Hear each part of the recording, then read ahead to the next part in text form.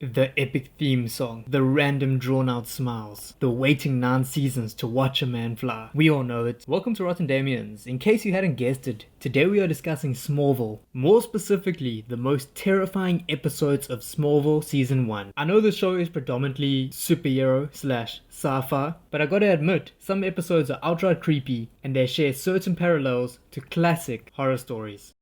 Starting at spot number 4, in chronological order, we have Season 1, Episode 2, Metamorphosis. This episode follows Greg Arkin, who has a fixation on bugs. However, because he lives in Smallville, his bugs are contaminated with green kryptonite rocks. During a car ride, the bugs free themselves from their containers and begin attacking him. When they bite him, they infect him with the kryptonite, giving him superpowers. We later see Greg undergo a metamorphosis in the shower, where he sheds his skin. Long story short, he steals Lana and tries to mate with her, but ultimately, Clark saves the day. This episode shares certain parallels with David Cronenberg's 1986 The Fly. In Cronenberg's The Fly, a scientist creates a teleportation device, but whilst testing it, a fly enters the machine with him. It causes their DNA to combine and leads to a slow transformation where the scientist becomes a human fly. In the final scenes of the movie, he tries to turn his lover into a monster, just like him. Here we see 2 transformations where humans are turned into bugs and use their powers on the woman they love.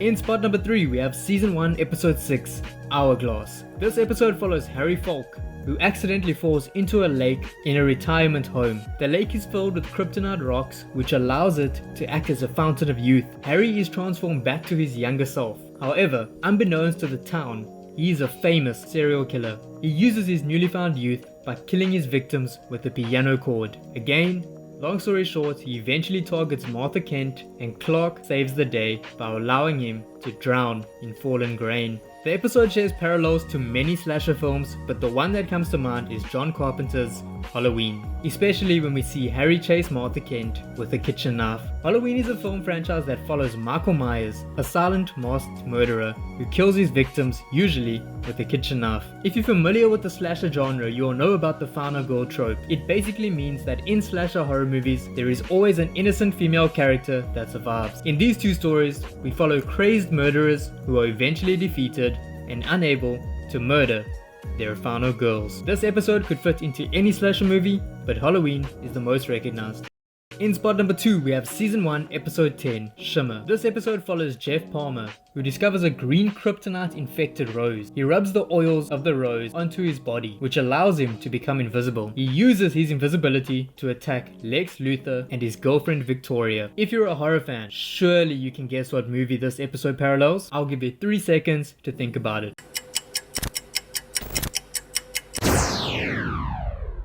Yes, it's James Whale's The Invisible Man. The movie follows a doctor who creates a potion that turns him invisible. But unfortunately, a side effect of the potion is that it renders the user insane. Stuck invisible, the doctor embarks on a rage-filled rampage while his loved ones try to capture him. Here we have 2 stories that follow an invisible man carrying out insane, rage-filled actions.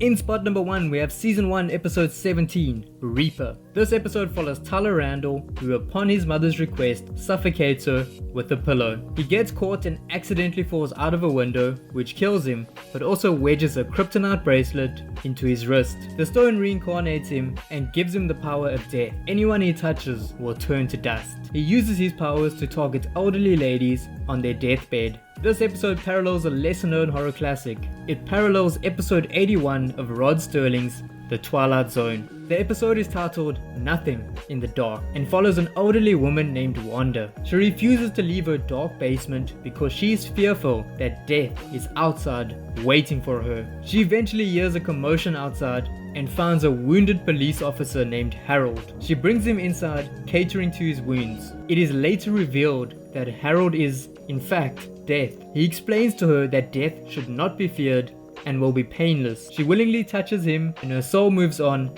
hand in hand with death. Here we see 2 stories where men possess the powers of death, killing their victims with a touch. The Twilight Zone episode is a lot sweeter and more tender, whilst the Smallville episode paints Tyler as a villain who Clark eventually stops.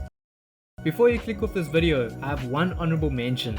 In Season 1, Episode 8, jitters. We have a special appearance by Tony Todd, who is a literal horror icon. He played Candyman in the original films, featured in Night of the Living Dead, and plays the Mortician in Final Destination. If you enjoyed this video, please like, comment and subscribe. It really helps the channel grow and for me to reach my goals. The horror genre has infiltrated all aspects of pop culture. It's great to pay respects to the classics and see what inspired all the modern day stories we love. Thank you for watching, and I'll see you next week.